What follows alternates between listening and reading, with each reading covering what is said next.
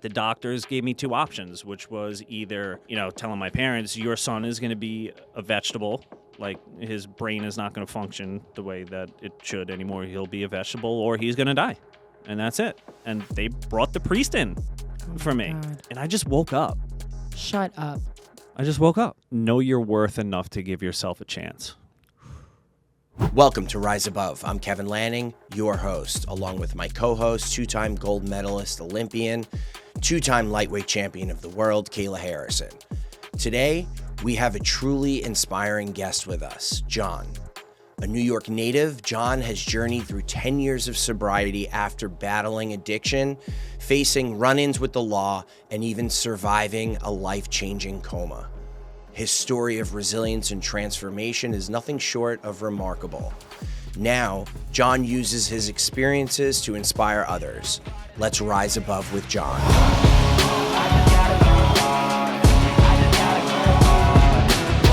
What is this, a school for ants?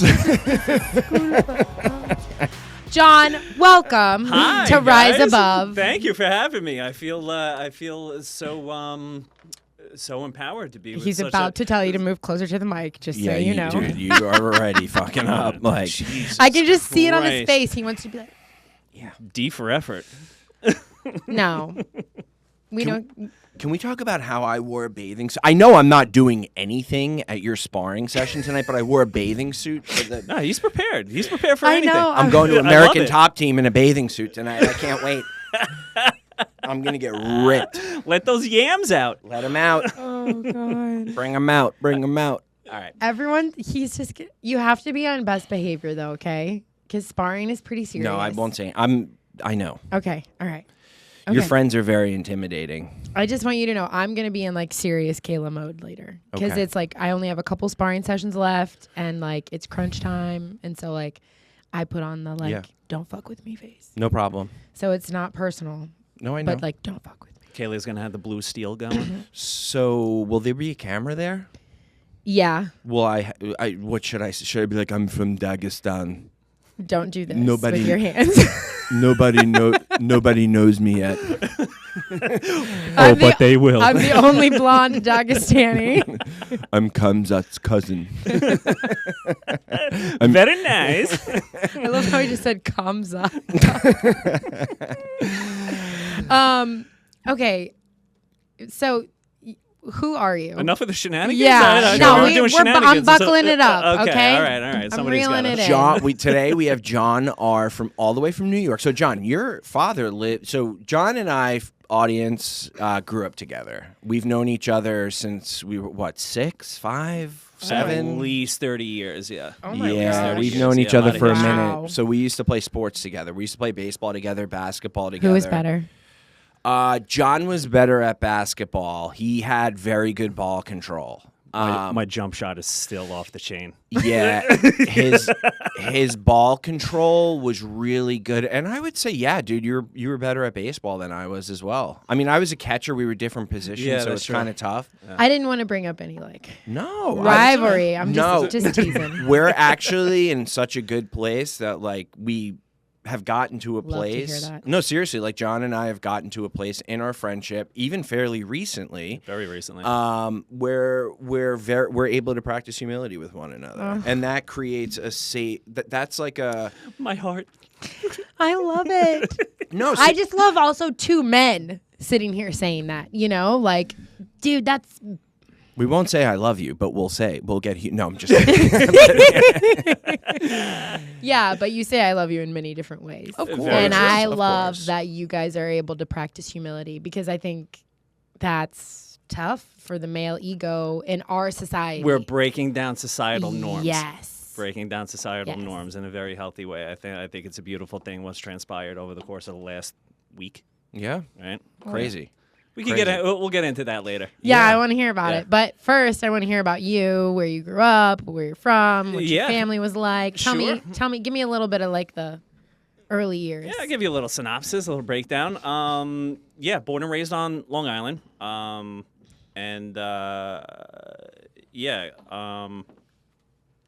My father was a New York City fireman. Oh, awesome. Yeah, my mom was stay at home for a while. My parents split up when I was 8-ish. Okay. I had a very normal childhood. Do you have siblings? I have a younger sister, yeah. A sister, okay. Before the divorce, everything was normal. T-ball, little league, basketball, like the Yeah. whole 9 yards, right? Yeah. Just quintessential suburbia USA Yeah. lifestyle. And when my dad left, I noticed things kind of take a change for myself. I was very angry. I was getting in fights at school, in elementary school, once every other week. Like, I was a problem. I was a problem back then. But I mean, my family life, as far as immediate family, loving, big Italian family, everybody close-knit, Sunday dinners at grandma's, like the whole 9 yards. It was a beautiful thing. I had a ton of friends growing up. That wasn't ever a problem.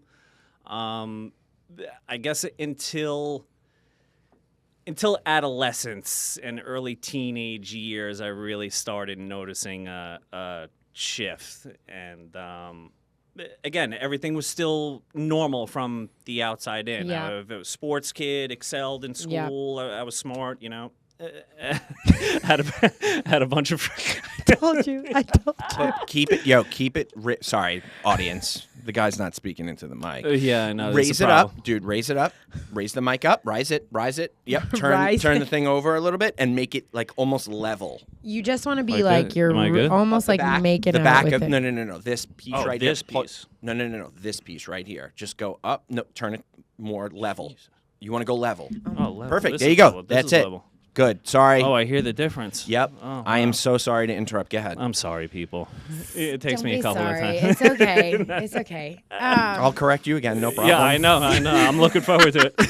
I'm prepared.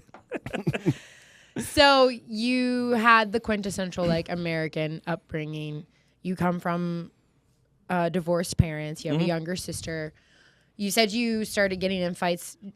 Did you feel angry? Like, do you remember feeling angry? Oh, I was pissed off. Yeah. Do you Yeah, remember I at was pissed who or what? Or was it, did you like internalize it? No, so that's a great question, and something that I figured out along the timeline is that I didn't have the emotional or intellectual capacity at such a young age to even process Yep. what happened. Yep. Right? My dad was my hero. I used to Yep. go to work with him all the time, and my grandfather was a battalion chief in the fire department. My dad too, and we were both Johns. The namesake. So I kind of felt like that was my path in life, to follow in the footsteps. And my dad was my hero since I was born. Firstborn son. You look up to your father no matter what. And I think the anger of him leaving and having your role model leave the home, Yeah.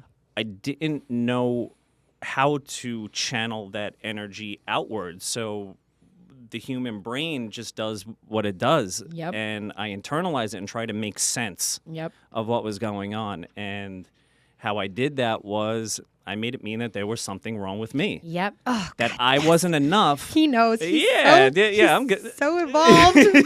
I told you he'd be a good guy. Oh my God. Well, that's what I feel like people don't understand that, right? When you're a child and your caregivers are your first view of a higher power, right? Or of life.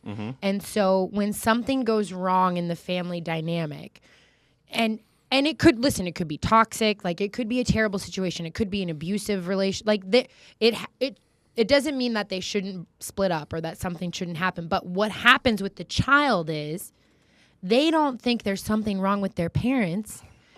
They need them to be okay in order to survive. So when they leave, they think there's something wrong with them. Absolutely. And then they spend the rest of their life like with this wound that they don't even know exists, trying to fix it, make it okay, and they don't even know. Oh God, yeah. So Let me question. keep going. So, Agreed. And I Talk to me.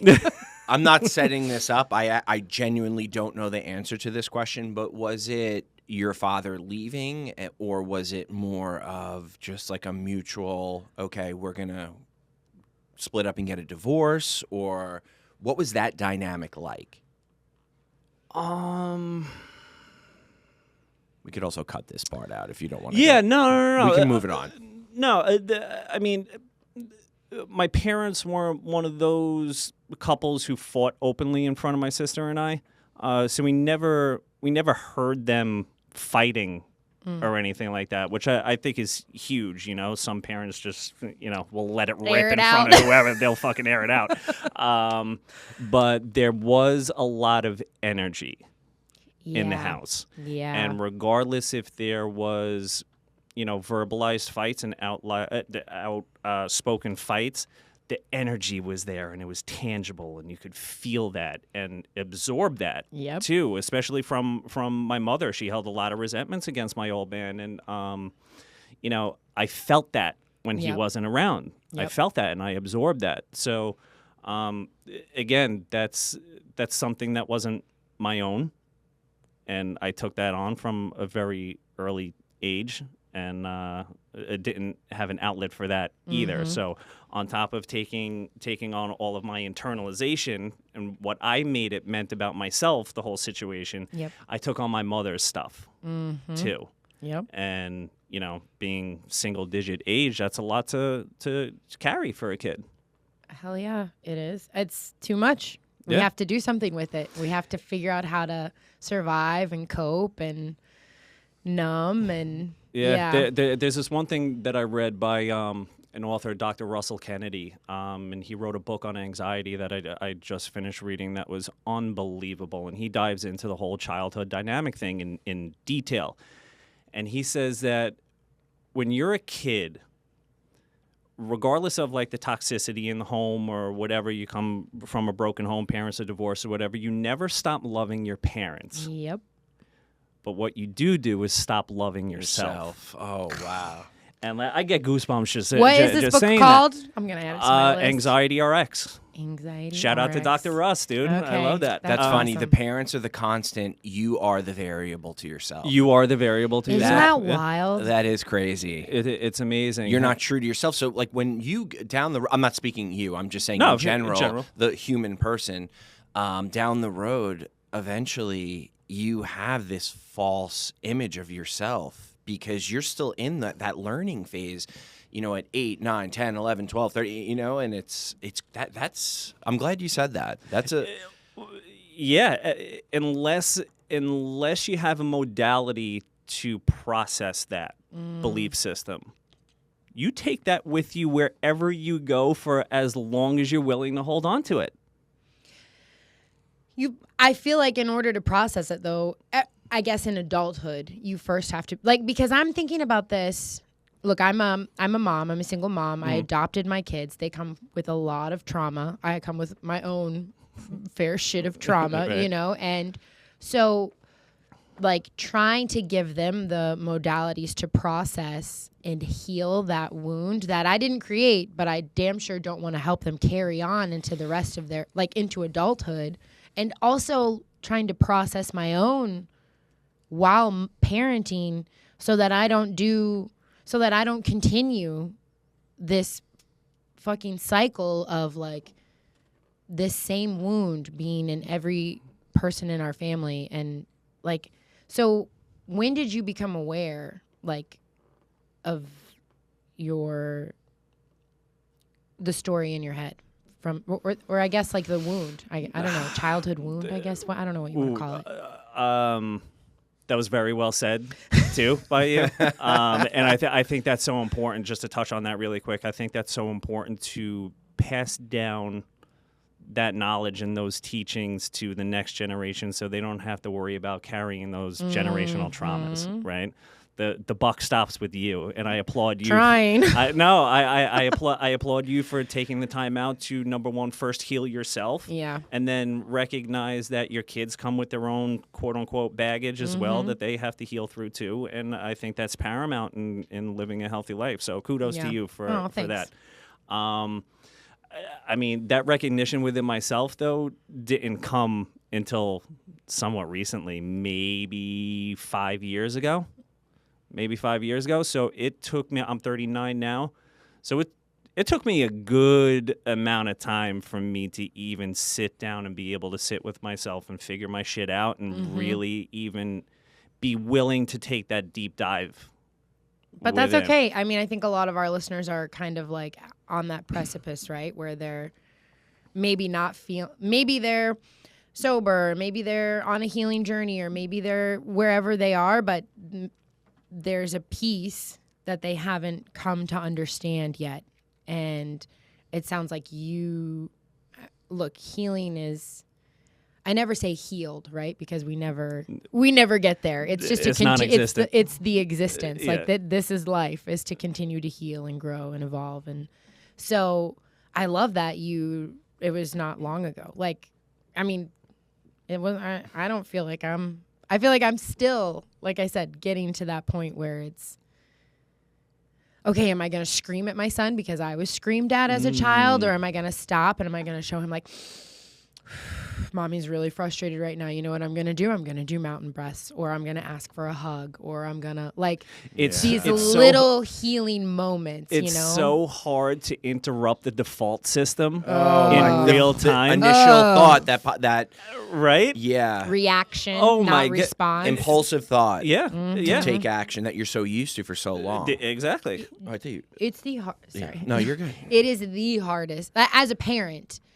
like regulating your nervous system when you're like trying to regulate a child's nervous system when your nervous system is dysregulated is probably the hardest thing I have to do every day as a parent, where it's like I'm overstimulated, I'm stressed, I'm operating from a deficit, and I have to be the guide. And you're just like, I don't even know what the fuck I'm doing. No one taught me how to do this. But that's also too, not even with kids. That is every area of my life. 100%. Personally. That's Same. with friendships. That's with family. yeah. My mom texts me. She goes, "Hey, hi. What are you doing, Mom? What do you want?" But like, I gotta show love and compassion. Yeah. Dude, like, I do that all the time too. But with like, my hi, mom. like, Mom, just cut right to it. Kathy, let's go. Yeah.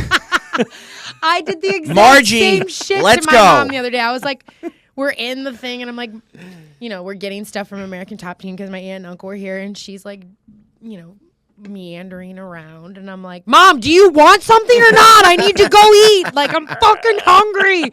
Oh God, I know. Sorry, Mom. One thing I want to go back and say though, like not to spoiler alert, John, you're clean, double digits now. You're coming up, I think, on 10 years or something, and I think it's important. Hit me with that funk flex. Yeah, baby. Drop a bomb. No, but I think it's important to say, and I had this experience, I'm sober 6 years, but like every year I continue to improve. I didn't just take drugs and alcohol out of my life and then within a month started, the healing. The healing process didn't really start for me. It was a few years later after I took the symptoms, those bad symptoms that I was impulsively acting on out of my life. And I say that because of the listener who's newly clean or sober, not Why newly am I clean or not so- better? Yeah, why? If when I get sober and let's say I go to meetings, am I going to feel better immediately? I hate to tell you. They're promising me a life beyond my wildest dreams. When does this happen? Yeah, so look, it's not going to happen overnight, but when it does happen, it is the most amazing thing in the world. And that feeling that you're chasing for so long is what you're living every day. Yeah. And I think it's just important to say that for the well-being of the listener. But go ahead. Okay, we've jumped around quite a bit. Yeah, but we that's have, okay. we have. Let's bring it back though. You not were 8, 9, 10. So you were angry, but you had sports. So I just want to ask really quickly for my knowledge, was your dad still involved in your life? Yeah, so Okay. I have to say I was really lucky in that regard. Like my Okay. dad was still the coach of all my He was a little league coach. teams Yeah. and basketball teams and We used stuff to have like that. barbecues. Yeah, I remember all that. all the time. Yep. all the time. So yeah, he was around. So was sports a good outlet for you? Great outlet. Yeah. Great outlet. And what other outlets did you choose as you got older? It was mainly sports, but you know. You had recognition, though. That's the thing. You played sports. I remember he had our senior year. We played football together. You remember that full page spread? Yeah, how can I forget? That was my Al Bundy moment on Long Island. No, seriously, like that is a good void. I'm not saying you were filling a void. I'm so happy you got that reference too. Yeah, we saw that news article for quite some time. No, I'm just kidding. But like that is seriously like whenever my little name was in the paper, no, I didn't get the full page spread, but that is a high within itself, that recognition, and these are all the symptoms that we're filling that void inside. Mm-hmm. So sports is a great one. Sports and recognition, you got recognition. Like that helped. Yeah. I mean, I wasn't when I graduated high school. I was 130 pounds soaking wet, right? Oh, so although yeah, God bless me, is right. So although I did have the skill set for these things, I never had the size. Mm-hmm. So like. I was best friends with Kev growing up. He had the size as well as the talent, and I felt like every guy in our friend group, right? They had the size, they had the skill, they had the talent, they had the real recognition by college schools, and you could pretty much dictate your future wherever you want to go, whatever you want to do. You got the world by the balls.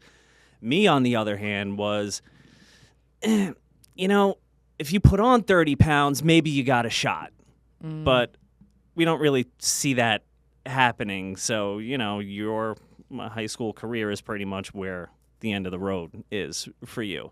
And as happy as I was to see all my friends going off and getting scholarships, and Kev got a scholarship, and everybody else going away and doing their thing, I didn't have that. So it kind of fed into like that poor me victim mentality syndrome. Feeling less than. And feeling less than. I was angry about it. I was angry about that because I knew I had hands of gold. I could have went and played ball somewhere, anywhere that I wanted to. Speed, you were very fast. Yeah, you had I just didn't. I didn't have the size, and obviously that's not something that I was able to change. But when I started getting onto like varsity sports, I'll never forget being in a locker room one time, and somebody comes up to me and he's like, you ever do Vicodins before? He's like, I take a Vicodin before every practice, 2 before every game, and I am lights out. And I'm like, no, I think I was maybe 10th grade, 11th grade or something. And I'm like, yeah, what the hell? I'll throw one down the hatch. And I felt like I was Superman. Oh, my God. That 5'11", 135-pound frame turned into 6'2", 215 real fucking quick, Oh, my gosh. gosh. And all of those insecurities, all of that victimhood, all of the lack that I had in my life as far as belief systems and stuff were concerned, they went away. And yeah, I felt like $1 million too, physically, but it was all of the chaos that I had going inside my body that I wasn't even cognizant of at the time. It was there. Yeah, subconscious. But, in the subconscious, but they went away. And I'm like, ooh, I like this for $3.50. My life could get exponentially better with just swallowing a pill. And that was the beginning of the end. 10th grade. From 10th grade. Is that what I was selling them to you for? $3.50? No, I'm just kidding. I'm Oh, my God. fucking with you. I'm messing around. For the Sorry. ESs, yeah, you got me for an extra 50 cents. No, but well, I was like, did I sell them? Was I the guy in the locker room? I was like, He was like, I remember a guy. Sorry, no, my apologies. But dude, I really like that you talked about that because it's the voice in the head. It's the voice in the head that tells you you're not good enough. It's funny because when you have the bug. Now, John, that is a very valid.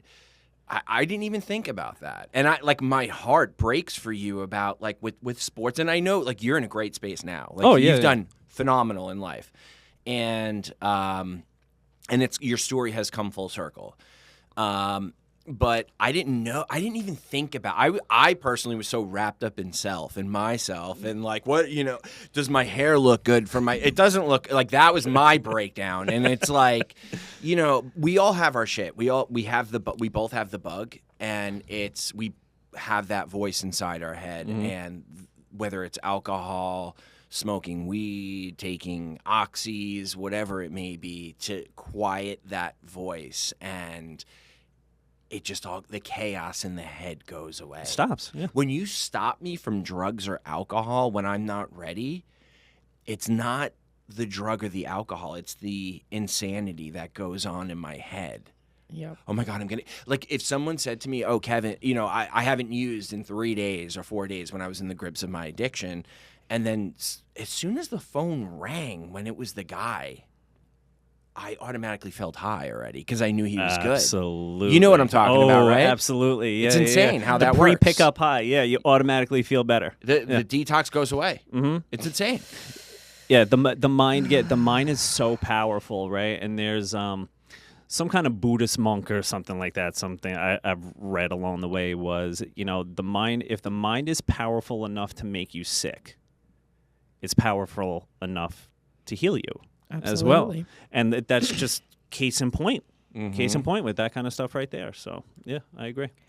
So you go on, we're playing sports, high school, we graduate.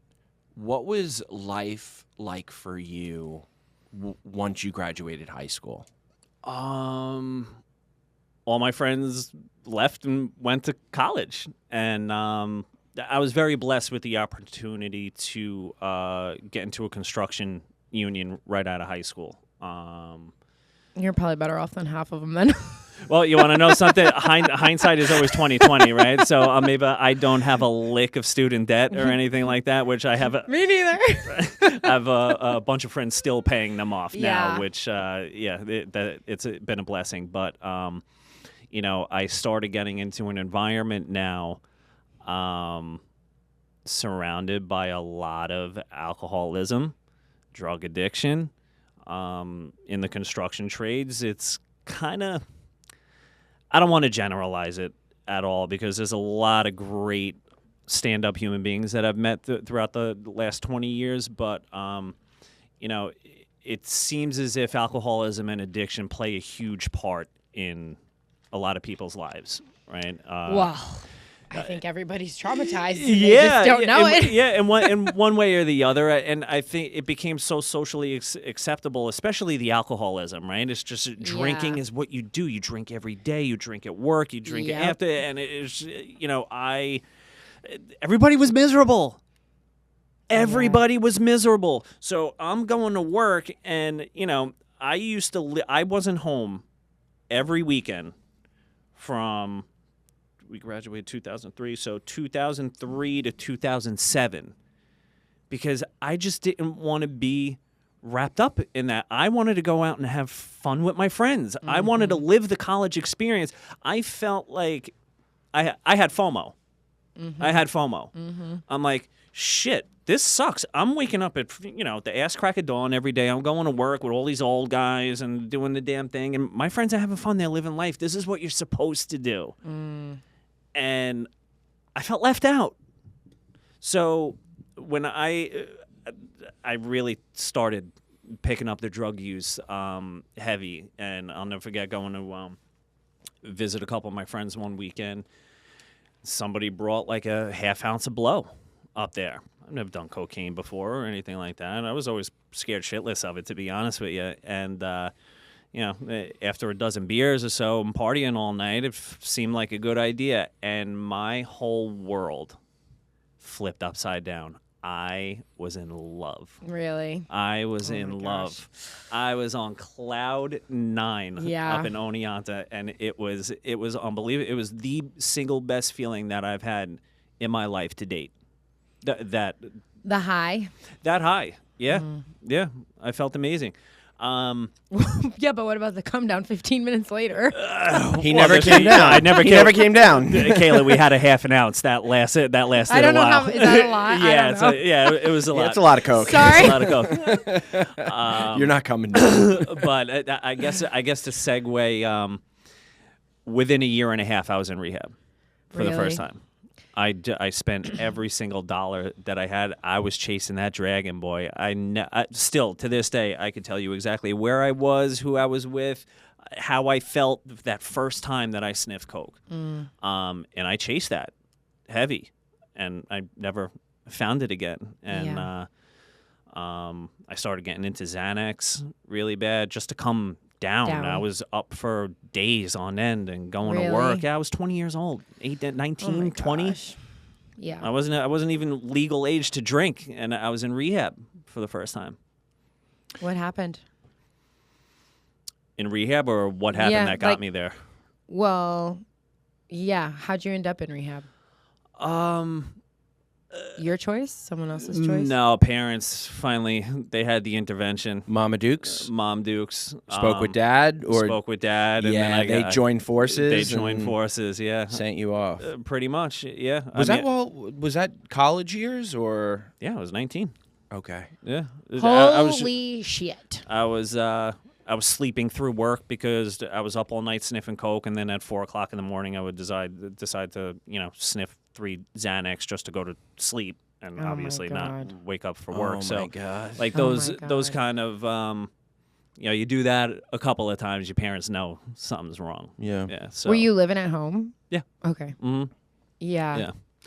I don't. Shout out to your parents for stepping in, and that's what they know. Any parent has a 19-year-old. Our society says, well, send them to, if they need desperate help, it's send them to rehab. I feel like at 19, that's so young, right? Like, I don't know many 19-year-olds that probably had the access to, like, because you're working, right? You're 19, you're Right. working. It was a blessing and a curse to be able to be making so money. you like had that. the means to have an expensive habit. Yeah. And yeah, that's a dangerous mix. Correct. Mm. Yeah. So what happened at rehab?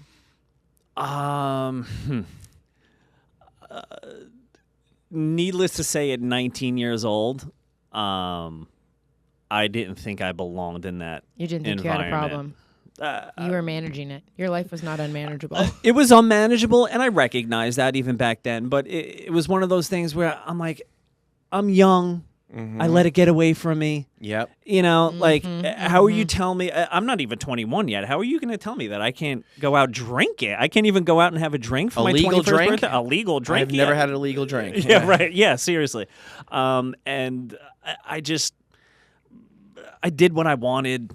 I had a little rehab romance going on in there too with Oh, with yeah. somebody. And Really? yeah, Love the yeah. old rehab my God, romance. yeah. I was so tuned out and doing my own thing that they wound up giving me the boot after like 2.5 weeks. Oh, They're really? like, dude, You got kicked out of rehab? I got kicked out. You're Yeah. toxic to this place. Like, I'm you gotta- toxic to you this gotta place. Go. Yeah, no doubt. Yeah, you gotta go. You gotta go. So this place was in Pennsylvania, like middle Pennsylvania somewhere, and they dropped me off at the bus station, gave me enough for a bus ride home. Did and that you was go it. home? Yeah, I went home. What'd your mom say? Are you fucking kidding me? Yeah. Yeah, I mean, you're supposed to be in there for 28 days, and after 2.5 weeks, and of course, I'm like, it's their fault. It's everybody's fault except my own. Everybody's fault except my own. So Yeah. At 19, though, who's really looking to, practicing humility and vulnerability and taking a first step in the sense that, like, admitting yeah. you're defeated Are you kidding? at that age? Well, that's what I'm. oh, no such thing. No, way. that's what. No shot. Yeah. And like, you're not thinking about anybody else. You're not thinking, yeah, you're just, I think at 19, 20, in those early years, whether you realize it or not, we're all chasing a dragon. Absolutely. You know? Yeah, one way or the other. It's not, I was chasing that high. It just wasn't in a cocaine bag, it's whatever your choice is, but we're all chasing that dragon. It's not until we, I guess, become a little bit more aware, not just of the world, but internally aware, that we're able to stop and say, oh wait, is this how I want to live? Agreed. Yeah. Yeah. Sometimes that takes a while. Yeah, Sometimes that takes a while. it does. So you get out of rehab, you jump right back into life. Pain was not great enough still. No, Yet you did not no. hit a bottom. No. in your eyes, and you are still going and visiting friends at college, or what? Yeah, of course. I had to Okay. finish the ride out with them. You know, Okay. they can't be the only ones having fun. Did you like set up guidelines for like, okay, I'm just gonna sniff coke every other weekend, or on the weekends? You want to know I'm just gonna something? do Xanax. I stopped doing coke. Oh wow. I stopped doing coke. I was like, all right, you did take it too far with that. So I did scale back.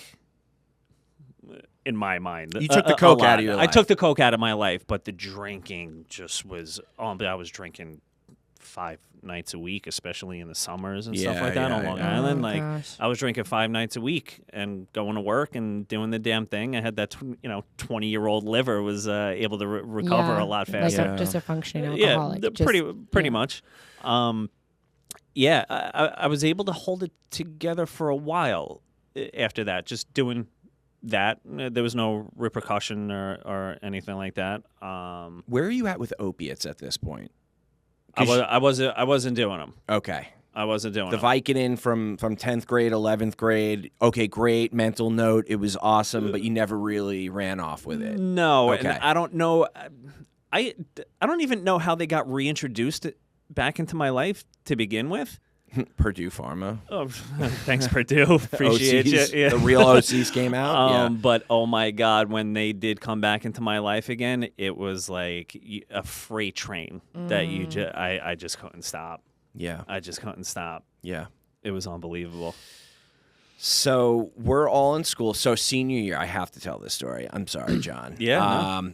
So John comes up one weekend to Albany, and there was probably like 6 of you guys that came up to visit. It was me, my other buddy Matt, and then a guy John that played football. We were all living in the same house. So we go out downtown Albany. Downtown Albany, sketchy as fuck. That's an understatement. It is so hood, so sketchy. But then there are like a couple clubs down there and lounges and whatnot. So we all go out one night, and it's a Saturday night. We're out till, I don't know, 3, 4 in the morning. And I made a mental note at like 2 o'clock. I didn't see John, and I'm like, all right, I'm going to look for him again, like before we leave here, like whatever. He's probably just doing his thing. So it's like 3, 4 o'clock. I can't find him. Oh God. I'm like, fuck. Like, yo, Matt, I don't know what John. Oh, whatever. He'll come back. He'll make his way back. He knows where we live. He's got our address, right? Yeah. Well, let's go. Let's get out of here. Let's get a cab. You know. I'm like, oh, damn. So I'm trying to call his phone right to voicemail. I'm like, oh no. So we go back to my house. It's like 5 o'clock now at this point. And still no answer on his phone. His phone's still off, and we're just like, shit. Like, Did you know what happened? what do we? Oh, we know what happened. We're getting there, Okay, Kayla. sorry. He's I'm alive. getting anxious. He is alive. Kayla, you're good right. news. I'm He's starting to alive. sweat too. He Yeah. made it. He made it. He made it. So, whatever. We were like, we got to sleep it off, and like you need 24 hours before you call in someone missing, especially if they're over 18. You have to wait 24 hours. So, we wake up the next morning, and it's like 11 o'clock in the morning. We've been up for like an hour. We're still like worried. Like, where is he? All of a sudden, my phone rings. It's a 518 number, an Albany area code. It's John. He's like, dude, I am in fucking bumblefuck upstate New York. I don't know where I am. I need your address because I don't remember your address, and I need this girl I'm with is gonna drive me back. I'm like, this girl you're with is gonna drive you back? I'm like, what happened to you? He's like, I met this girl at the club last night, and she took me home, but it was like an hour drive to her house. I'm like, what? He was in like Saratoga somewhere. Like, God. yeah, unbelievable. Good for you. Yeah, So good this for me. dude, 45 minutes, an hour later, he comes walking in, and he's got a white T-shirt on. It looked like there was blood all over his shirt. It looked like he had murdered someone. We're like, dude, what? You don't want this on? No, there, yeah, keep going, bro. Keep going. He doesn't even know it's on his fucking shirt. And we're like, John, look down on your shirt. He was like, oh my God. it was that time of the month for the girl. Oh my god. Oh my god. He Not one of my not one of my brightest spots, Kayla. Not one of my brightest spots. Oh my god. So no. It gets a little better. And I hope to God your mother is listening to this podcast right now. Yeah, she's gonna listen to So it. John, I'm sorry, Mom. So John leaves. God. So John leaves. He goes back to Long Island. It's like 7 o'clock at night. Did now, you give him a T-shirt? Yeah, probably. Probably not, actually. What am I saying? The shame ride home in the bloody tea. Oh my God. All right. So it's like 7 o'clock at night now at this point, Sunday, and I get a phone call from. Now I know John's mom. I grew up with his family. Right. I love her mom to death, and I love, they're very close with her, so I can mess with her too a little bit. So I get a call from that 518 number. It's the girl. She was obsessed with John. She's like, "Hi, did your friend go back to Long Island? I don't have his, he obviously doesn't have his phone. How do I get in touch with him?" I'm like, "I know exactly how you get in touch with him." I said, "This is when house phones were still around." I said, "Yeah, 631-957. I'm not going to say the rest, but I still remember that number. Oh, and my God. I was like, "Just call him." He lived at home. I'm like, "Do me a favor. If his mother answers, you better introduce yourself. Don't be rude." He calls me 20 minutes later. He's like, "You motherfucker. How fucking dare you?" Oh my. She started talking to my fucking mom. Bro, I don't want to see this girl ever again in my life. What the fuck? Oh no. You're terrible. Oh my God. Sorry, Mom. Kevin apologizes for that. I do. I love Margie. You better go make amends. You know what? That is it. Yeah, you should. That's a good point. I have an amends to make. She's honestly probably so happy that we're all That girl's gonna watch this someday and be like, "It was me." Yeah. Coming out of the woodwork. Yeah. She's gonna hit you back up though, dude. You better watch out. She's coming Throw up the for bat signal. you. Have you come over to Saratoga again? Okay, so, dude, if that wasn't rock bottom, tell me about when you hit rock bottom. Yeah, we can. I don't. Yeah, that wasn't rock bottom. That was He was like, that was just like a something- typical Saturday yeah, night. That was a Saturday night. Those were the good times. Those were the good old days. Yeah. Whenever OxyContin started coming around is when things really got bad, and we had a couple of friends who, were able to forge prescriptions and doctor shopping, the whole 9 yards. So having pills was never an issue whatsoever. Having money, that was another story. But to shorten it up a little bit, it went from the Oxys to the Roxy 30s to heroin probably within the course of 5 years, depending on how good or bad my bank account was. You just started going cheaper and cheaper down the line. Mm-hmm.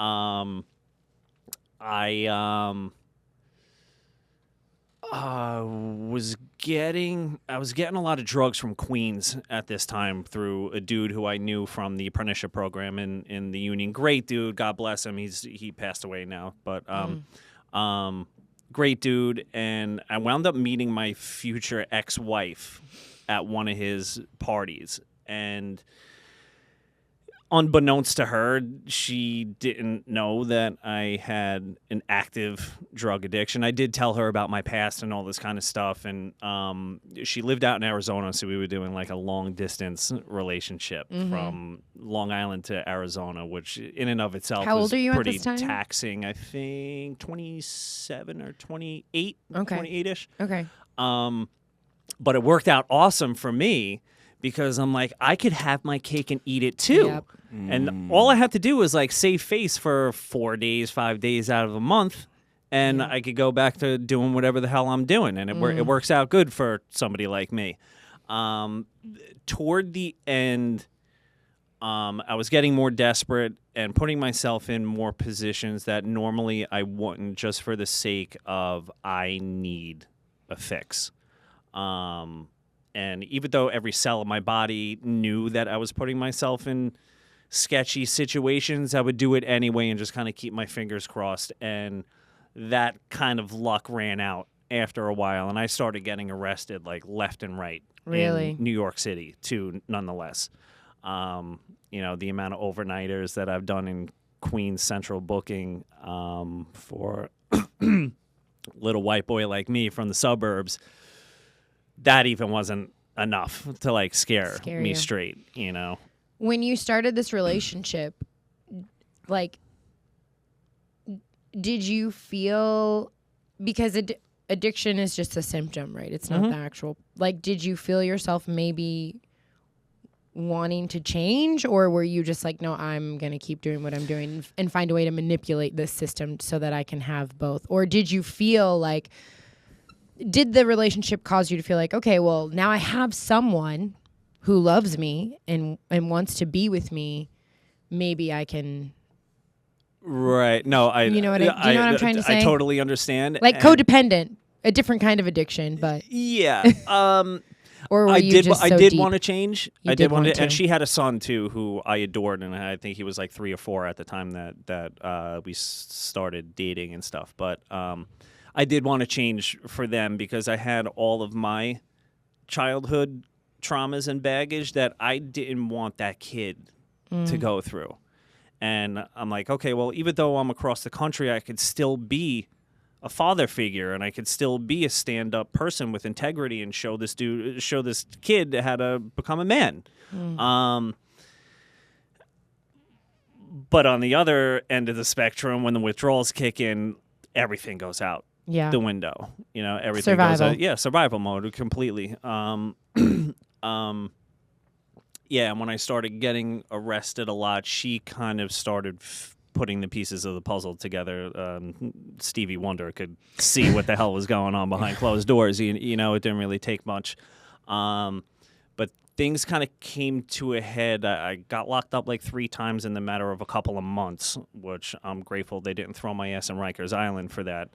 But with all those arrests came probation officers, and you got to pee in a cup for this person, pee in a cup for that person, court mandated outpatient rehab, and you got to pee in a cup for them random times. Drug court. So in Johnny's rational addict brain, I'm like, okay, well, this is the schedule of pee tests that I have. I could get high this day, drink detox shakes until I'm like blue in the face, piss clean, then I could get high this day. And I did that for a solid 3 or 4 months and was getting away with it. So with every clean piss that I gave them, it just like fortified my gusto to keep doing and scamming the system and getting away with it, right? I thought I was playing God. Yeah. And until one day it just didn't work out for me, where I was in a court mandated outpatient, and I was drinking probably 3 or 4 detox shakes, like those ones from GNC that you would get just to like pass a weed test when you were a kid to get a job somewhere. 3 or 4 of those throughout the day, eating nothing, with detox pills from GNC. Like I was spending $200 a clip every single time that I would walk into GNC just in detox shakes. Oh my gosh. And water. And that's it. Take it down that day leading up to outpatient. Correct. Because you potentially could have been drug tested. Correct. And if you failed there, then that meant you had trouble with the court. With the court system. Okay. Yeah, correct. Were you afraid of going to prison?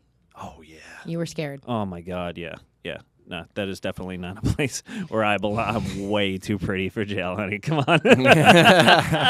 Way too pretty. But those detox shakes after that meeting that night, it was an all-day fast, pretty much, like a water fast with detox shakes on top of it.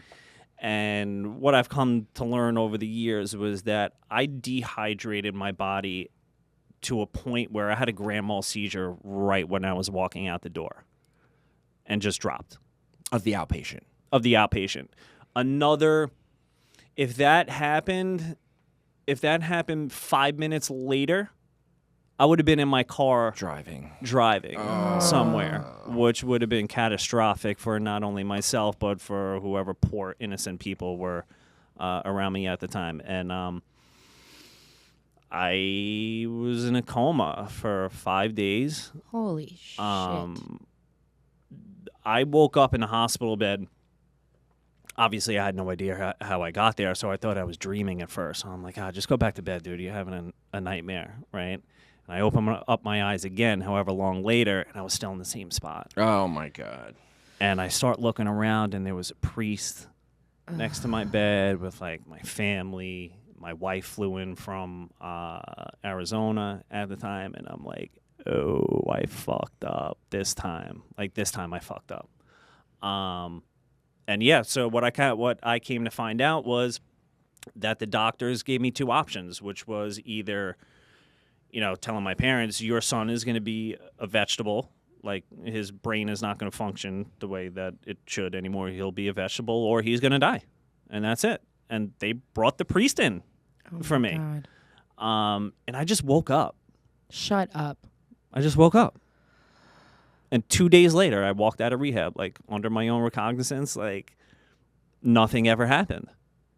And you want to talk about divine intervention, right? Like, up to that point, I grew up Catholic, and, I didn't go to church any more than I had to or anything. But that was the first time in my life where I really started to believe in a higher power and something greater than myself. That brought me out of that situation where, as Kev can attest, like, we went to a lot of funerals in the town that we grew up in for people who were doing the same exact shit that I was, who didn't get spared for one reason or another. And I don't know what that reason is that they didn't and I did.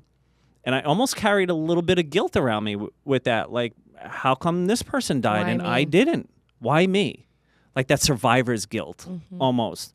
And, I missed a felony court date because I was laid up in a hospital. They sent my ass right to rehab from there to avoid jail time and a warrant going out for my arrest. And I took rehab seriously. But I knew when I walked out those hospital doors for the last time that was it for me. I got scared straight. You woke up. Like, there's no other, you can't dig a bottom out lower than where I was. Like, I'd be 6 feet under. Like, there's no other bottom. You weren't supposed to live. No, I wasn't supposed to live. So, But by the grace of by the grace of God, I came through. There was a purpose for me in my life, which I didn't know, but whatever. Here we are. I feel like you experience the jails, you experience the institutions, and then death. That was a near-death experience, and like that is the closest that you can come to death. Essentially. I mean, even just you having the seizure when you had it, like that to me just Even screams that God. too. I know. Like I'm just like, wow, I this know. guy is like, yeah. I thought about that a lot too. I'm like, you could have been very easily doing 75 miles an hour on the way home, dude, and just completely ruined like countless families' lives. Yeah. When that happened. I didn't though, thank God. oh my God. But yeah, I went to rehab, got out, and Didn't get kicked out. didn't get kicked out. I was a model rehab student. You completed. I was like Mr. Rehab. Awesome. Like the poster boy for fucking Dude, rehab. It was unbelievable. You hit a rock bottom. Yeah. Yeah. I met a couple of people in there. The place where I went to was like a lot of cops and firemen and stuff like that. They went there too, and I had a guy come who coincidentally worked with my dad at one point and lived in the town that I grew up. And he came That up wasn't because coincidence. not a coincidence either. And long story short, I grabbed him after he spoke at rehab, and he's like, "Take down my number. I have a home group here. There's a lot of great dudes for you, and you have meetings to go to when you get back home, so don't worry. So that was my introduction into AA and the rooms and sobriety, I guess, in and of itself. But when I first stepped foot in a meeting, the wreckage of my past was so illuminating, I guess you could say, where like it felt like within a couple of weeks I just realized how much shit that I put myself through, where my job, I got fired from my job because now I was a liability, obviously. I got fired from my job. I had to deal with all these missed court cases, 3 felonies under my belt, looking at 5 years.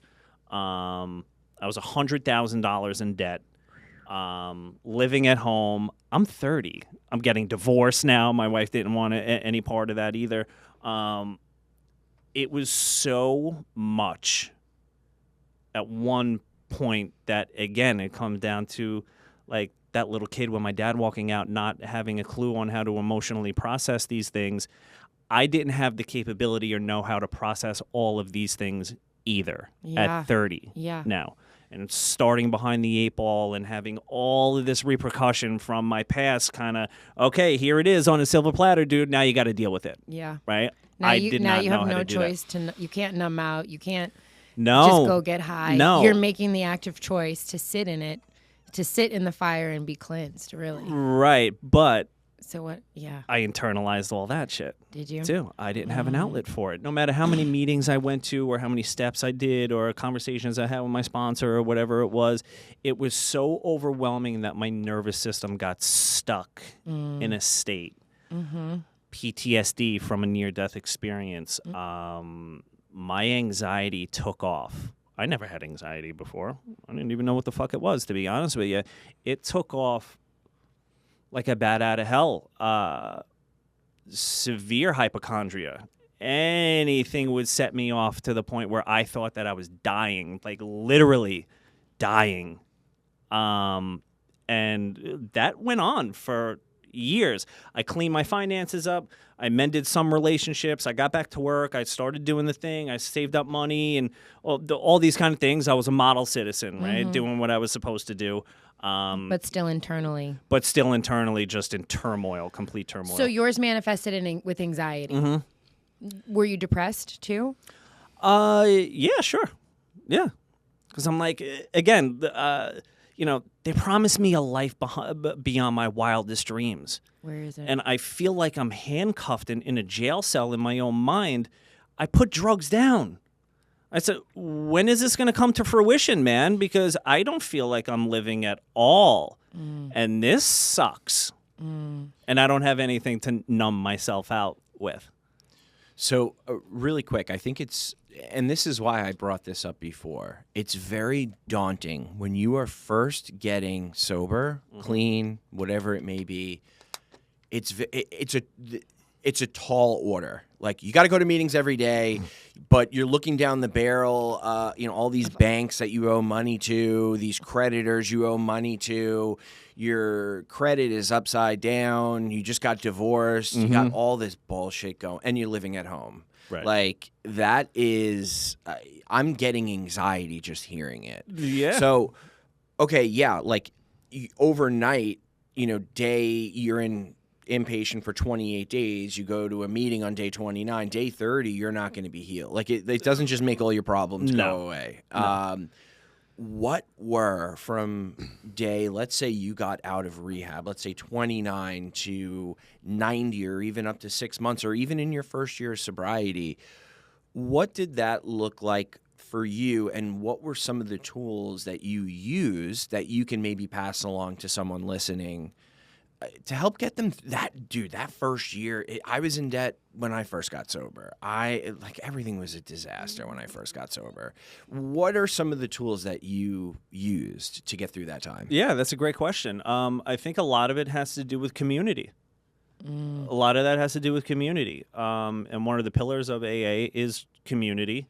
And for a long time through active addiction, I alienated everybody who was close to me. I felt like I was just doing this thing alone. Yeah. This was my problem. Nobody else is coming to save me. And I don't have the trust and belief in myself to even save my goddamn self. Yeah. And that is a very, very dark and lonely place to be. And stepping inside the rooms and getting a sponsor kind of reaffirmed to me that there are people who are willing to help you. There are people who are willing to stick out their neck for you because those people have been there and done that Exactly. before. Yeah. You hit it right on the head, I think. Yeah. I remember going into a meeting and I'm like, I'm $50K in debt. And the next person cheers, like, I'm $1 million in debt. And I'm like, oh, shit. All right, word. I better listen. And I thought my life was so bad. But, like, also that could be a trap door at that rock bottom. Your aunt brought it up. There's always a trap door at that rock bottom. Yeah. If you want to, if you're not in that place. Right. But to your point, it is great to know that you're not alone and people have been there, but you need to lean on those people that have been through it. There's a blueprint for it. I think that's also a beautiful acknowledgement of, like, that's an act of faith, right? Like, you are in the shit. You're sober, but you're fucking sober and you're in the shit and every day sucks and your anxiety is getting worse and your depression and you're this and you're that, and how are you going to overcome it? And, like, by staying in it and by also finding people and reaching out for help, like, that's an act of faith. That's a choice. Whether you made it willingly or not, like, you chose not to go drink and drug. You chose to slowly, and it doesn't happen overnight. Like, it doesn't happen with the snap of a finger. You don't just, like, wake up and it's fucking sunshine and rainbows. Right. But you actively chose every day to do something different than what you did.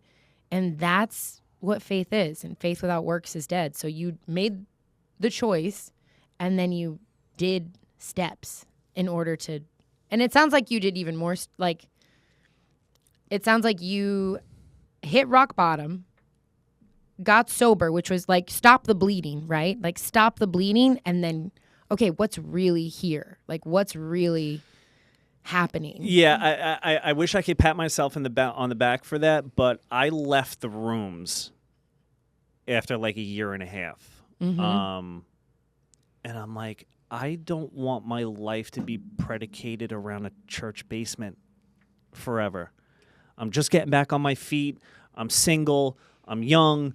I got the world by the ball. I don't want my life to be stuck in a church basement on Friday, Saturday nights and stuff like that. I want to go and live my life now. And, you know, I learned a lot. And the one thing that I do regret is that I didn't stick it out long enough to go through all the steps. And 10 years later, I'm going through the steps. Really? Now. Yeah. Really? And my life has become unbelievable since going through those steps. It's me and my mentor are going through them now, like on a very in-depth, write these things down, your relationships and all this kind of stuff. I wish I stuck it out to do those before, because I think that would have saved myself a lot of suffering down the line that I didn't have to put myself through unnecessarily. We get there when we get there. Yeah. But it made you who you are. It's funny. Yeah. I thought, so I was about to like jump in for the listener and be like, well, the church basement does work for some people. No, like, don't, you know, like, I'm still in the basement.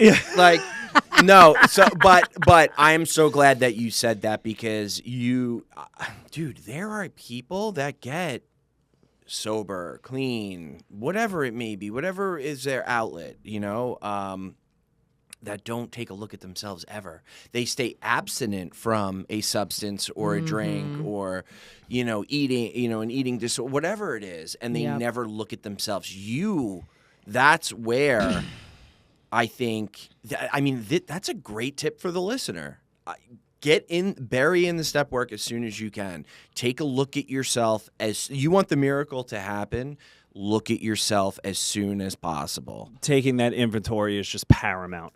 It's paramount for growth and digging yourself up out of the wreckage of your past. That inventory is why you were an addict in the first place. Yep. Doing all these things to numb out all the bullshit. until you take a hard look at why you were numbing, you'd just be a dry drunk, right? That's what they call them in the rooms, just a dry drunk. Yeah, you're abstinent, but you haven't really done anything. What was your catalyst to do that? Because it's really uncomfortable. It's really, really hard to get still and to be with yourself and to look at. It's really, really, really hard. What made you do that? Because you were clean, you were sober, you were living life. Like you said, you didn't want to live in a basement, so you were living. Yeah. Take us through the timeline, because I think this is important. You were sharing it with me the other day. The timeline in the fall that kind of like boosted you into this new phase that you've been going through. Yeah, well, I think the initial, okay, I really need to start to take a hard look at myself was probably 4 years ago, where the suffering of what I knew in everyday moments was unbearable. No, it was so completely unbearable. The anxiety every day really took a toll on my confidence and my self-esteem and how I saw the world. I turned into a negative Nancy in a very large aspect of my life, and I was just perpetuating the cycle of shame, blame, guilt, victim, round and round and round the merry-go-round, round and round it goes. Oh, yeah. I wish we could pull up a diagram. Because, dude, that is everybody's story. Yeah. But we just don't know, like shame, blame, guilt, victim, shame. Yeah. Yeah. Over and over like, and you know over. that you're doing it, but you don't know Yeah. that you're doing it. Can't identify it. No, you can't identify it. And I'm like, I've spent a lot of time in my 20s when I was, clean, not clean, blah, blah, blah, blah. Why am I doing the things that I do? And that was like that aha question that I've relapsed a lot over in my 20s, and I just couldn't figure it out. And when I started getting close, it was too painful to look at. So I'd step right back into something that's not good, that'll dull that pain. It was just too much for me to handle. But it got to a point a couple of years ago when I'm like, the definition of insanity is doing the same thing over and over, expecting a different result. And I'm like, something needs to change. I need to change. Got to do something different. And I have to take a good, long step back and analyze what the fuck am I doing in my life that no longer serves me and who the person that I want to become. And you want to talk about a real tough question to answer? It was a lot. My drug addiction ended 10 years ago, but I was still filling those voids. I've slept with over 300 women in my life trying to fill that void. How many STDs? I got the clap like 3 times. Oh but that's an impressive That's ratio. 1%. Dude. That's great. Sign me up for those odds, man. I'll take that. That's 1%. That's pretty good. No HIV, no herp, no nothing. I'm good. Okay. Good. Jesus Christ. But No, but really, dude, that's so important to like, because I did the same shit. We all do it. Like, I don't know if you read that book by Russell Brand, Recovery, where he talks about like, I have it in my truck. Yeah, like you stop this addiction and then you just like.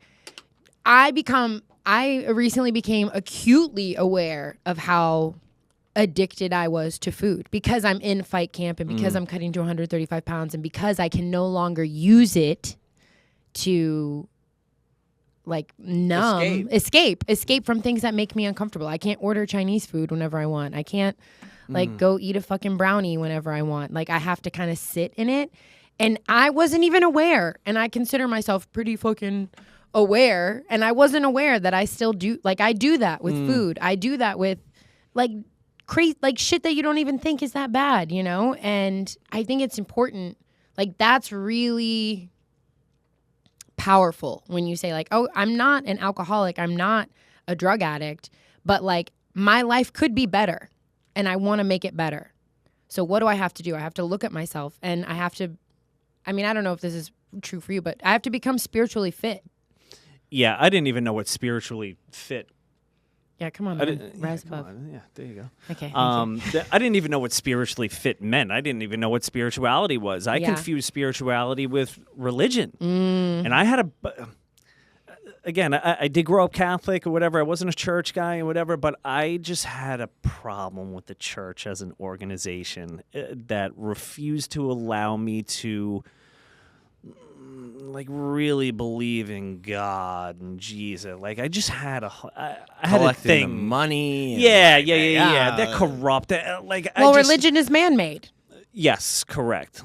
Faith is a very personal decision. Yeah. Religion is something that man created, you know? Correct. Like spirituality is something that lives within you. Me and you were like, duh. Okay, well, thank you. Like, that makes so much sense. You've just cleared it all up for us. No, But spirit, like your soul, No, your you're right. spirit, 100%. the essence of who you are and who we all are is something that is not made by man. Yeah, I needed to get back to that version of John who was like happy, joyous, free, childlike again.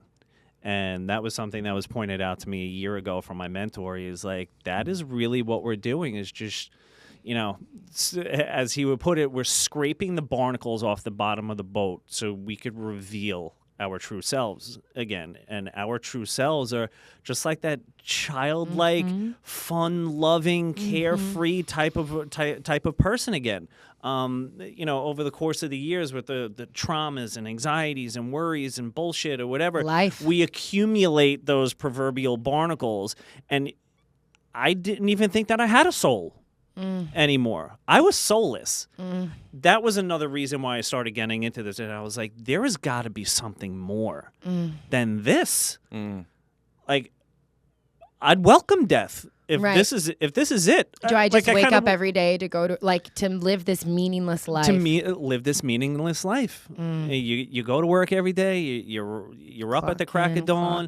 It's Groundhog's Day every day, and nothing is really changing in my life. Yes, I'm accruing some material things, and you know, buying the condos and the new trucks. Did that become a coping mechanism for you? The material things? Did 100%. money and power and like the new car, the new house, the new girl? I mean, obviously, you know, 300 women. The new girls.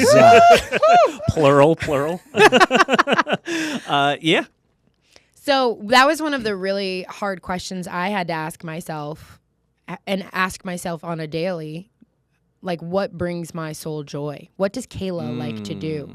You know, what makes me feel most me? And that was a big question I had to ask when I was coming to terms with my career and like what I was going to do next. And like, do I actually like to fight? Does it bring me joy? Do I enjoy this? Or am I doing it because I want people to love me? Because I need to earn love? What'd you come up with? She's still fighting. Both. Both. The answer is both for me. Like, I truly love to fight. Like, I enjoy the process and going to the gym and training. And it's very much a meditation for me, right? Where it's like I'm totally present, because if I'm not, I'm going to get punched in the fucking face. And there's still that little girl inside of me who really wants everyone to love her and accept her and to think that she's worthy. And so it's a little bit of both. But for the most part, you know, I do it because I love it.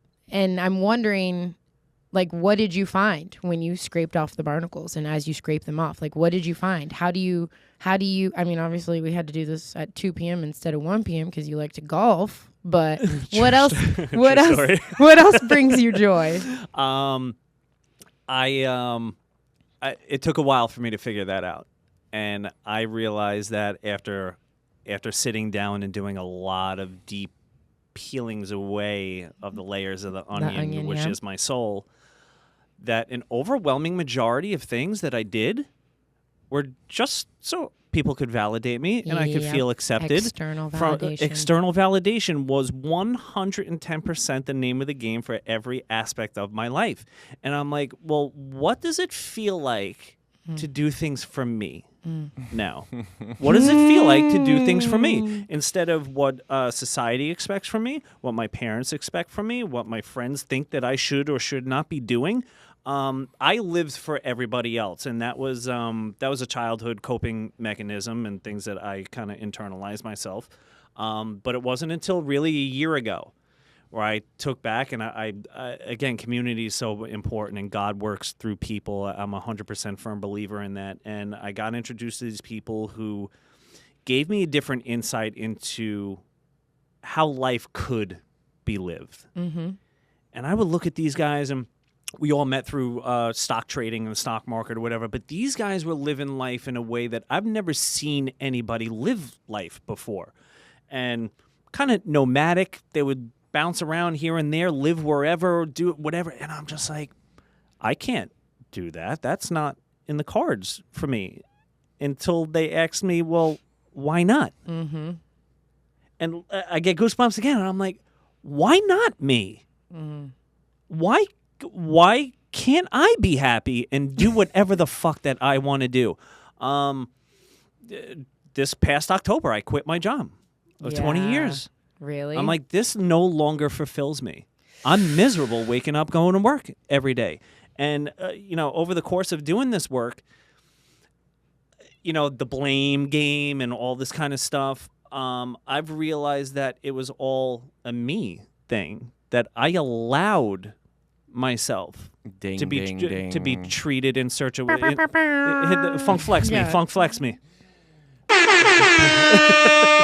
That I allowed these things into my life because I felt a certain way about myself. I felt like I didn't deserve respect. So when you created the story in your head. I created the story in my head, which manifested itself into real life. And I was living out the stories in my head in real life.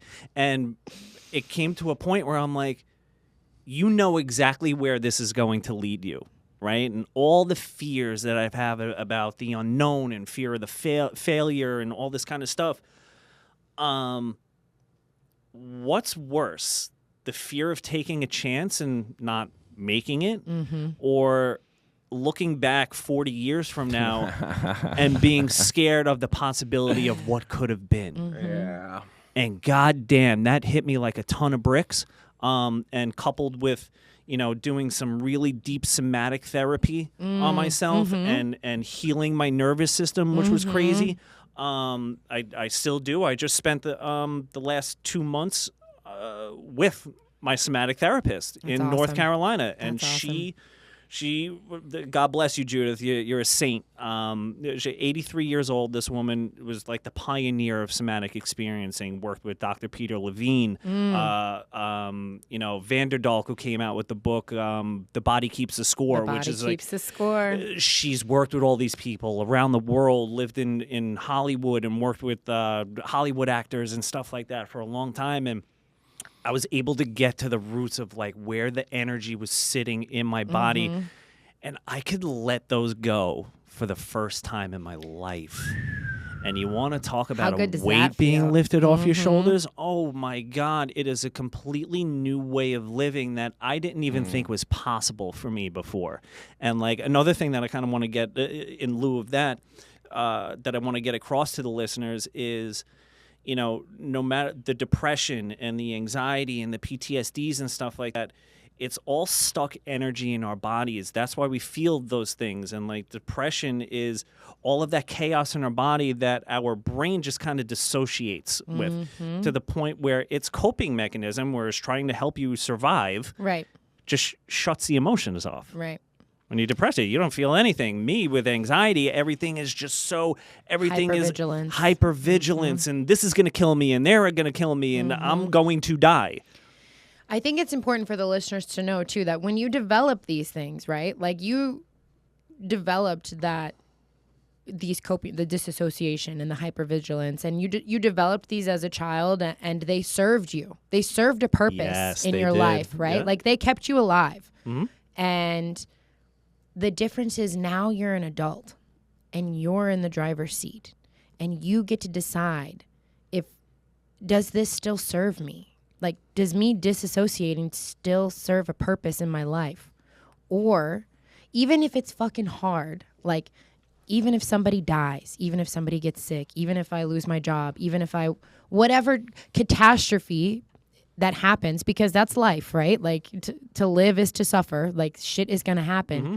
But you're an adult now, and you can choose, like, okay, I'm either going to stay in my body and be present for this and, like, make the choice to not disassociate, or I'm going to keep doing, like, does it still serve a purpose in my life? And I think that so many people don't even know they're doing it, first of all, right? Like, our level of consciousness has to continue to grow as a society. But once it does grow, then we also have to realize, like, oh, we're adults. Like, we have agency over our lives. We have agency. I fucking love that out of you. Well, that's what you're saying. That's what you're saying. I fucking love no, but you verbalize it in such a profound way that I think is so digestible for so many people, and that's exactly what it is. Where it comes down to it, that lifestyle and those belief systems and those patterns become a choice after a while once you become conscious of it.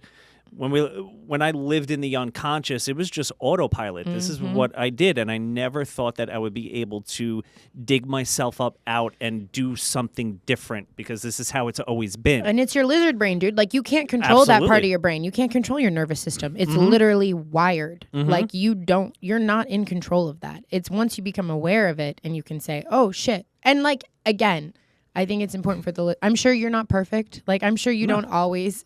Not by any means, no. React or respond or, like, are able to always sit with it. Like, dude, sometimes, I mean, I lost my shit on my son the other night, you know? Like, I was like, I said it's bedtime, you know? Like, you don't always do it perfectly, but the small habits, the daily, like, the daily, like, okay, I only lost my shit 5 times today instead of 10. Like, okay, you know, like, actively, it's a habit. Like, you choosing to work on your nervous system, like, that, you're rewiring it, you know? Like, and it doesn't happen overnight. It took fucking 30-some years to get that way, you know? Like, it's not going to be fixed in a day. Yeah, I had to give myself a lot of grace and compassion over the course of this journey, and realizing exactly what you just said, that it took me 38, 39 years to put myself in this spot, that it's not going to change overnight. Yeah. And healing is a journey. It's a never-ending journey, and I'll always keep at the forefront of my brain that, there's always going to be something that is going to mirror something within myself that is yet to be healed, right? So I've been single for a very long time. I already know that when God puts a woman into my life, that is gonna trigger me in ways that I haven't been triggered before, and it's gonna shine a light on all of those things where I've yet to really even been able to look at.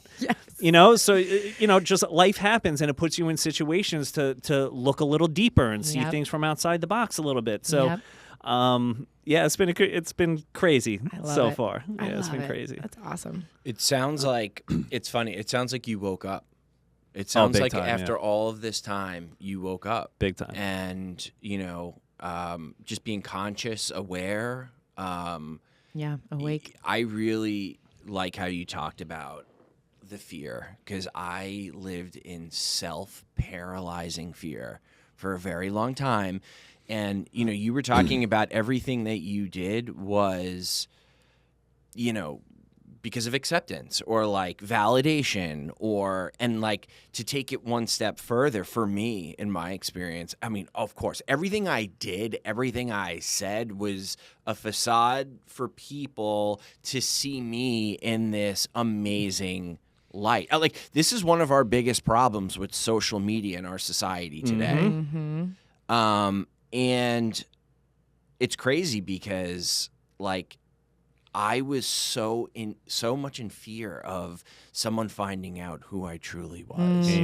Preach, brother. No, and like the vulnerability, and then you do it once, and you're like, well, it's not that bad, and then you do it again and again and again, and then you start to realize, first off, who gives a fuck what anyone has to say, what anyone thinks, because you're making yourself unhappy to look good in front of them. Like on paper, logically, just looking at that sounds, I mean, and I'm saying it's idiotic because I did it. Yeah. Right. You know, we've all done it. We all do it. Yeah. And not just you. I'm not just pointing the finger at you. No, but no. like, Of course. and it's like all of this paralyzing fear. Like I would do the most fucked up shit because of like that fear. Fear makes you do some pretty messed up things. Yeah. And yeah, it's amazing that you brought that to the forefront, because not only are you just sitting here saying, oh, I took a look at myself and, you know, all of these things, you really dove into the feelings. And I think it's important for the listener,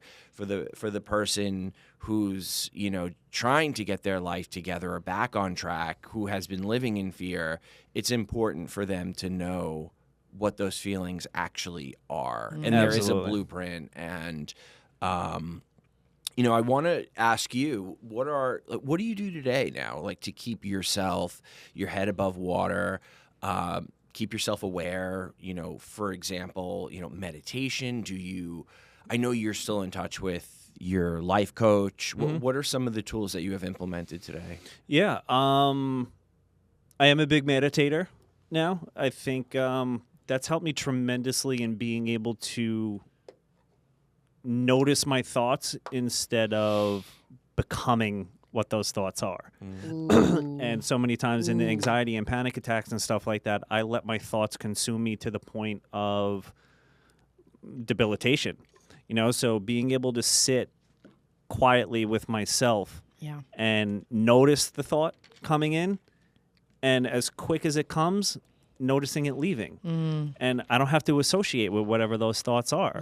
That's a choice, right? We have a choice in that.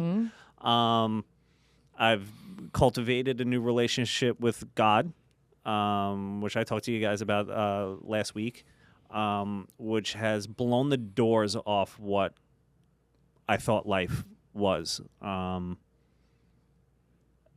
exponentially. Actually, and it's funny how on a day-to-day basis I could look and see, wow, this is God's handiwork. Wow, look at him do this. Wow, look at him do that. As long as I keep myself in integrity and honor and live my life in such a way, he continues to bless me and puts me in situations where I'm able to acknowledge his work to begin with. But yeah, I still work with a life coach. I still, on a daily basis, peel back the layers of the onion of my soul. And, you know, I'm not perfect. I never will be. And there's always something that I feel like I could get better at. Still work with the somatics a lot. But I'm just trying to have a little more fun. Yeah. For me, my thing, I've taken life so seriously for so long that I didn't even know what living life was. And like you alluded to with the social media thing, I would doom scroll through social media and look at all these people living their lives. And one of the quotes that I love so much is "Comparison is a thief of joy." And Amen. I would look at other people living their lives, and they're making money, and they have their family, and they're doing this, and they're going on trips, and all this kind of shit. And I was like, wow. You know, the more you're absorbed in other people's lives, the more I feel like shit about the one that I'm living. Yep. And it's like, okay, well, when am I going to start writing my own book? No, it's time to start living, you know? And I think quitting back in October was the first step, and diving into what my purpose is, what my dharma is in this life. I wanted to ask you if you... Because we talked about like living a life of purpose, and I think that that's such an important huge piece. I mean, it is like the piece, right? Like why am I here? Why did God spare me from that fucking coma? Why did why are you here? And what is the purpose? And like, where are you in that? Yeah, I've asked myself that question probably in the tens of thousands of times in the last decade alone. And it wasn't until somewhat recently where this right here, what I'm doing, what you guys are allowing me to bring to the world, that's my purpose. And I think everybody's born with a unique gift from God. It's not anybody else's place to tell you what that gift is. You yourself have to do that digging and find out what that is. And for me, I spent so much time digging and like finding out, why am I here? What am I doing? Where it was right in front of me the whole time. I have a story that's powerful. I have a gift where I'm able to articulate myself in a way that is digestible for a lot of people. And, you know, the more suffering that I continue to go through means that I have more of a reach and more of an impact with who I come in contact with. And over the course of the last couple of years, like, I've really found a lot of resonance in that, because people would they would feel drawn to me. Like, I would get random DMs from people I haven't spoke to from like high school and stuff that I haven't spoke to in 20 years. And, you know, I would put myself out there on social media and be vulnerable and honest and where I'm at. And they would ask me for advice and ask me for help. And it wasn't until somewhat recently where I'm like, you're really good at this. You could do this. And there's no other feeling that I get from helping another person that I get from anywhere else. Not the money, not the women, not the this and the that.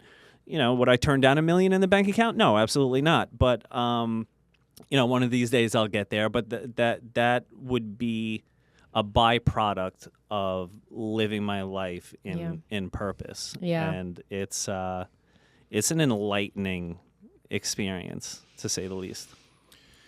It's so funny because I feel like, you know, obviously everyone has different definitions of happiness and success and like, but what I have found through this and through just meeting people, the people who have that true joy, like that, like can't be fucking touched, like unfuckwithable. Yes, I love that word. Yes. Like they give it away. Mm-hmm. They share it. You know, like when you hold on to it too tight, it slips out of your grasp. You never get to keep it. Yeah. You never get to keep it. It's everyone that I have come in contact with that actively chooses to be vulnerable and like get shit on and get fucked over and get used and get manipulated, but get back out there and do it again and then do it again and then do it again and then do it again. But also keep that light, you know, like how you said, I'm doing things for me. Like that's an important balance. But everybody that I know that has what I consider success or happy, really peace, like that to me is the ultimate. I don't know. Peace for me is like the thing that I try to attain, right? Am I at peace inside and outside with the world and with myself? Same. And all of the people that I know who have that, they take care of themselves and they give it away. It's really beautiful. I love that you're doing that. I agree. Yeah. Self-esteemable acts as well. Yeah. It's a self-esteemable act to help other people and to give away and to give back and do something outside of yourself. Right. Instead of it being the shame, blame, guilt, you know, victim cycle, then it becomes the like, oh, I feel good because I do good. And when I do good, I love myself. And when I love myself, I feel good and I do good. And then I love, you know, like it becomes like the healthy cycle, you know? Exactly. Exactly. There's one thing I do want to bring up, though.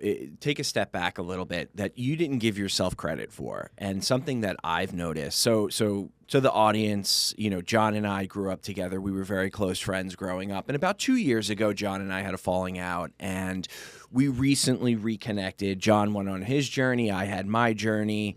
And we met up about a week and a half ago. Last week, I think it was, whatever. And we were, I mean, I owed you an amends, if anything. And John comes to me and he's like, listen, I want to make amends with you and I want to talk to you. You know, let's have lunch. And which was amazing. And we had a great lunch together. And it's funny, we got into some of the thing, like this change that I saw in you. And I noticed it when we started talking about some of our actions together as friends, you know, going back 2 years ago.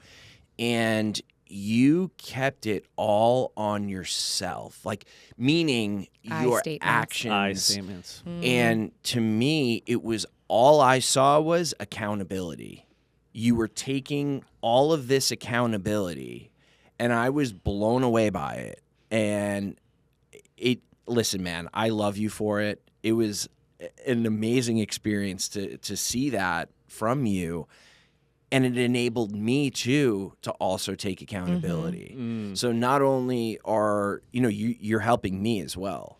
Mm. And I think it's important because we were just talking about, the self-pity and the circle. It was so beautiful what you said. I don't even remember it. But but the point is, you have grown up and you are taking accountability. And I think that's a huge step. That's a huge step for me. That's a huge step for you. I think it's a beautiful thing. No. And things were meant to happen a certain way. Absolutely. And you and I call it a 2-year hiatus. Yeah, that's all. Sometimes you need a little break. Okay? Yeah. I appreciate the kind words, dude. And accountability is so paramount for me. And, it stops that blame shame cycle right dead in its tracks. And they say in the Bible, judge not because they know not what they do. And dealing with all different kind of relationships in my life, from my parents and my dad and you at one point too, it really flipped the script on judging other people to make myself right, like coming from a place of ego righteousness. Yep. Which is why we had the falling out in the first place, because I wanted to bring you along on the journey with me, not only because I wanted to see you improve, but because I wanted to put myself on a pedestal. Right. And that's where the disconnect was, and it obviously didn't work out. It all plays out the way that it's supposed to. But where the hell was I going with this? But I think that, I'm going to cut you off anyway. So Yeah, I think that is... No, please do. No, I think that that's really beautiful to realize, like, when you live your life by a moral code, and when you take accountability, when you refrain from judging others because, you don't, like, the golden rule, and do unto others as you would have done unto yourself. Like, when you live your life by a set of moral principles, number one, like you said, people are drawn to you, and then you can help more people as a result of that. But again, then you love yourself, like you realize, like, oh, hey, like, I am a good person. I am doing the best I can. I am in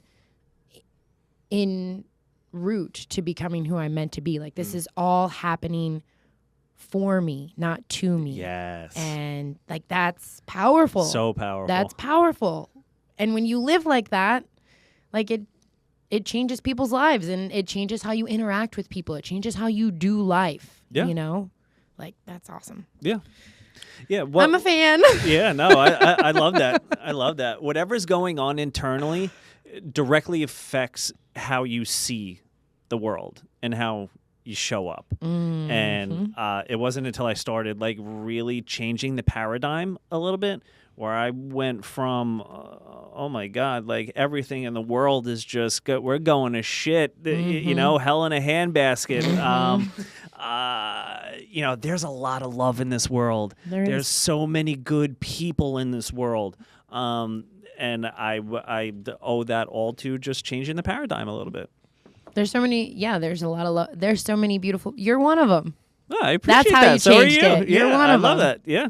Yeah. So, John, the person who just got out of the hospital, coming out of a coma, let's say they overdosed, let's say they dehydrated themselves so much that they slipped into a coma. They're feeling helpless right now, hopeless. Rock bottom. Rock bottom. What would be your advice to them?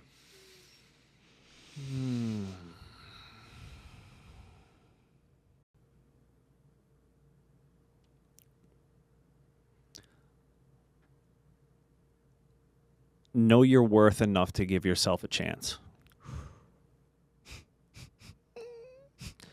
And it's Sorry. Is that a real cry or is that a fake cry? Dude, that was beautifully said. I appreciate that. That was really good. Sorry, I'm done. Have faith in the process. Yeah, I mean, like we touched on 100 times during this conversation, it does take time. And especially in the beginning, first year or so, could be shitty. But there is light on the end of the tunnel. Things do get better. You start to get your money back. You start to get your self-respect back. People start to trust you again. And you'll see the ways that God works to make your life better. You got to believe it, though. Like that's you have to have faith. I got a tattoo on the inside of my arm like 12 years ago. Me and my ex-wife got matching tattoos. It says faith on the inside of my arm. The meaning that it has now compared to 12 years ago, I just thought it looked cool. Like, I didn't know what the fuck faith was, you know? I had zero faith in myself, in the world, and others. Zero. None of that. And I was going to either get it removed or get it covered over. And I don't want that going anywhere anytime soon because it has such a profoundly different meaning for me now. And a little faith goes a long way. One of my favorite prayers, and like it's usually like in the thick of it, but like, Lord, I believe, help my unbelief. Like, I have faith, but it's not all the time. So like, help me in those moments that I don't. Yeah. Maybe I should get a tattoo. Yeah. Do you have any tattoos? No.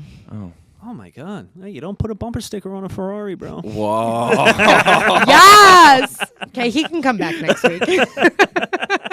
John, you want a job as an intern? Yeah, let's We go. need dude. an intern. Yeah. I'm in. Dude, that's awesome. Thank you so much. Yeah, Seriously, No, for thank your you guys so courage, much. for your vulnerability, for your wisdom. Yeah, man. Amazing. You have been a power of example to me, to Yeah. many others.